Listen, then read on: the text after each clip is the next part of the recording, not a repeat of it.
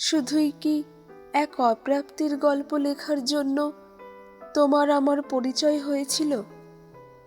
কত অপাঠিত বিরহের গল্প তো ছিল। আমাদের গল্পটা না হয় প্রেম পূর্ণতার এক মহাকাব্য হতো।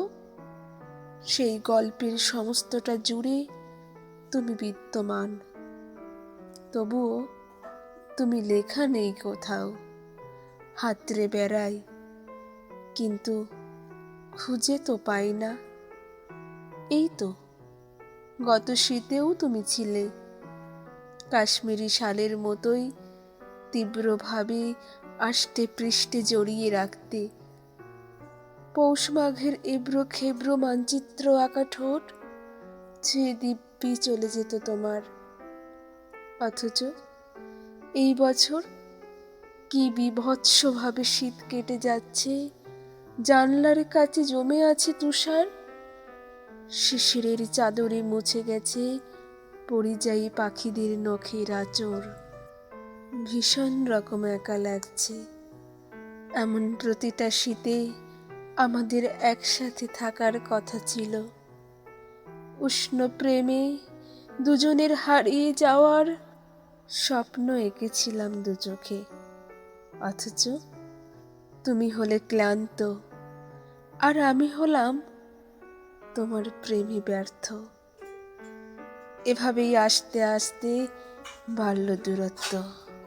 তুমি ভুলে গেলে আমায়, আর আমি মনে রাখলাম তোমায়।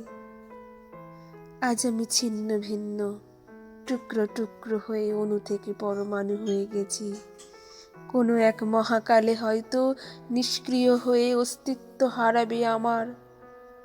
তবুও তুমি আসবে না জানি, অথচ প্রতি রাতে তোমার জন্য পূর্ণিমার চাঁদ সাজাই দীপ্ত থালায়।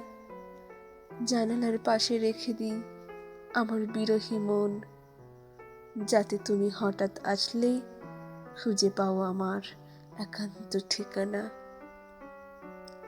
তোমার ছায়া ভেসে আসে বাতাসে, অভিমানে গড়া দুটি চোখে জমে বৃষ্টির জল।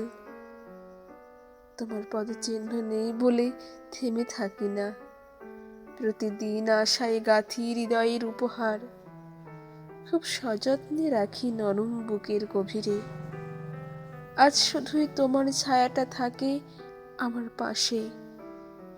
আমার অভিমানী প্রেম একান্ত আমার, শুধু শুধু আমার। সেদিনও আকাশে ছিল কত তারা, আজও মনে আছে তোমারই কথা।